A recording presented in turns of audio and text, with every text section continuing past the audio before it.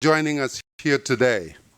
My name is Pap Guy. I'm the CEO of IntraHealth International, which, as many of you know, has worked in over 100 countries in our 40 years of existence. In fact, we'll be celebrating our 40th anniversary this year. We have worked in partnership to strengthen the health workforce and systems in which they operate. Today is going to be a participatory approach. We would like to hear from you all on how we can best engage as civil society in the lead up to the very important UN high-level meeting on UHC, which is coming up in New York this next September. We've heard a lot of talks about UHC in the last few years, but we are finally moving to that point when government around the world really are going to need to specifically say what they're going to do about it. We can't just continue to talk about it. We definitely have to do something about it. On that front, there is actually breaking news because just yesterday, draft 0 of the political declaration on UHC was just released. And we in the civil society certainly need to have our voices heard on where the declaration ends up. So this is our chance to at least start the dialogue. So I want to thank the Global Health Council for leading us today to talk about it, along with the other co-sponsors, AMREF Health Africa, IntraHealth, the Frontline Health Worker Coalition, Save the Children, the UHC 2030 Civil Society Engagement Mechanism, and Women in Global Health. When these partners spoke together about this discussion, the topic we felt was the most important was national country-level civil society engagement at country level. And really, it is health workers and the patients they serve who should be the voices at the center of these discussions. So our keynote today, to kick us off, is Bruno Kartini. Bruno, who is from Montevideo, Uruguay, was diagnosed with type 1 diabetes at age 17. Living with diabetes provided him a new path full of surprises and uncertainties, requiring his total attention. Although learning to manage his diagnosis was not easy, Bruno has used his frustrations with the NCD to further his goal of expanding access to diabetes education and treatment to those in the community. Bruno has participated in the International Diabetes Federation Young Leaders in Diabetes and NCD Alliance Youth Champions program, as well as the World Diabetes Foundation's Youth Innovation Lab and the ECOSOC Youth Forum. Currently, Bruno works with the Uruguayan Diabetes Association as an educator and is studying to receive his master's degree in public health with a focus on nutrition. Without any further ado, I would like to invite Bruno. Bruno, please join us. The floor is yours. Okay.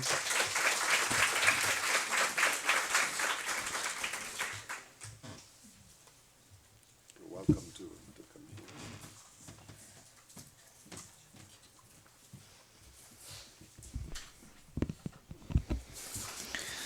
So hello everyone, my name is Bruno. I am a licensed nutritionist and a major in diabetology, but here I'm going to talk about civil society engagement. I represent the Uruguayan Diabetes Association. It's a national NGO, and I carry out advocacy work in global health.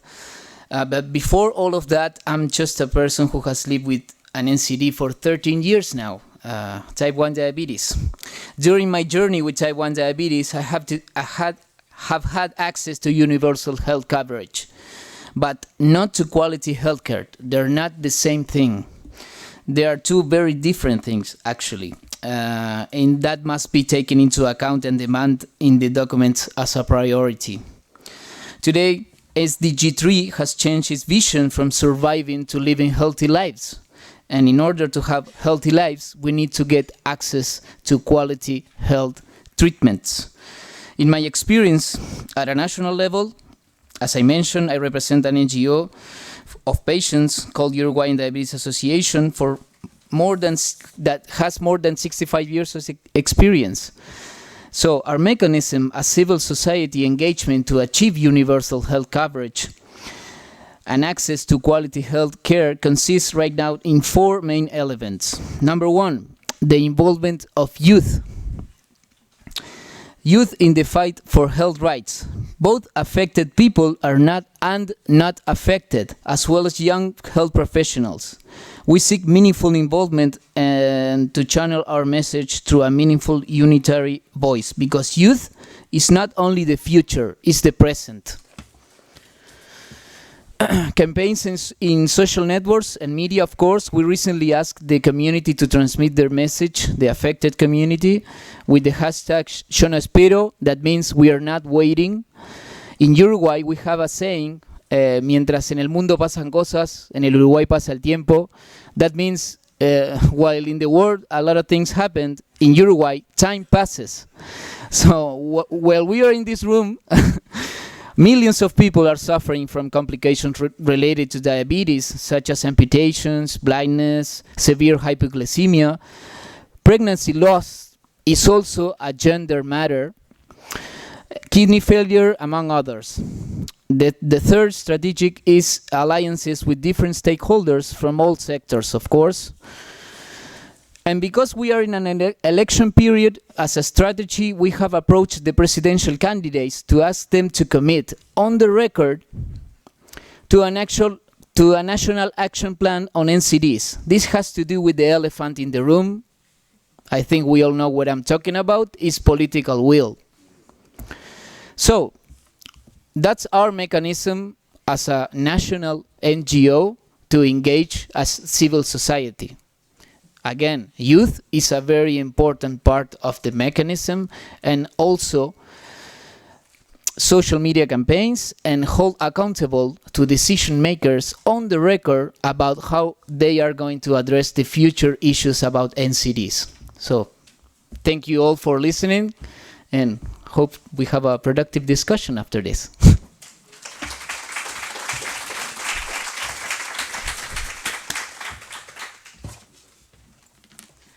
Thank you very much, Bruno. I am not on the agenda, and that was purposeful until I was asked by my team members to introduce the way we're going to run this session. So again, I'm Lois. I'm grateful to see this room full again today, and I want to applaud the folks on my team who I hope will raise their hands on pulling this event together, along with our partners and our co-sponsors.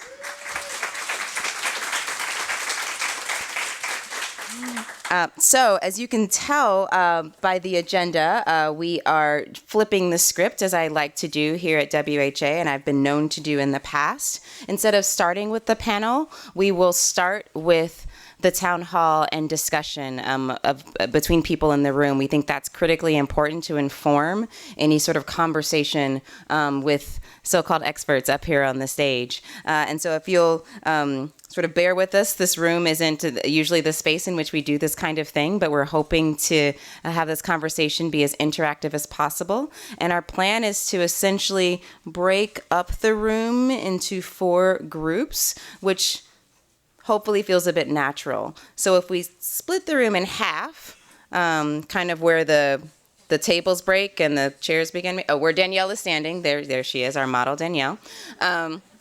And then obviously split the room in another half using this aisle. You'll see we have made a cross. And in each quadrant of that cross will be a group. Raise your hand if that made sense to you. Oh, great. 75%. That's good. Maybe 80. Okay. Help your friends. So in this corner-ish here, we will have group 1. In that corner there, we'll have group 2. In the back corner near the interpreter booth, we'll have group 4. Thank you, Danielle. And then here in the front corner, we'll have group 3. Okay? So, yeah. Oh, okay. Got it. No problem. I was going to put the Frenchies back there with the interpreter, but we can do it up here. No problem. I do what Danielle tells me to. Group 3 is in French, just so you know, which was my next announcement. We do have an interpreter, so fear not. But if you would like to use French or otherwise practice your French, please do join us in Group 3. And don't worry, you can move around a bit, right? Because I will also tell you that Groups 1 and 2 will be they'll have a discussion facilitated by some of our partners around kind of how we can best prepare in the lead up to the high level meeting. And so there's a series of questions on that we'd like for you all to answer. And then this half of the room, 3 and 4, will respond to questions regarding what happens after the high level meeting. So that's what we're trying to do right now. The other note I would like to make now that we are somewhat clear on logistics in the room is that we do have a live streaming audience. Hello, live stream audience. And we will be including you all in the discussion as well. If you would like to, we'll make sure that you have the questions online at the on site in the comments section. What you'll need to do is you'll need to click on the YouTube link on the live streaming page so that you can actually view and make comments or provide questions. Alternatively, you're more than welcome to go to Twitter and use @globalhealth.org for your comments or questions. I'm good, Liz? Great. Again, I do what I'm told. Okay. I think that's all I need to do, Danielle. If you can ask the facilitators to raise their hands and proceed to their groups. And then, folks, we can get started. Thank you very much. And we'll reconvene. Yes, sir. Oh, my goodness. This is why I didn't want to be on stage today. We have until someone has brought a phone for me. Thank you, sir. We'll meet for another 20 minutes or so. Okay? Thank you.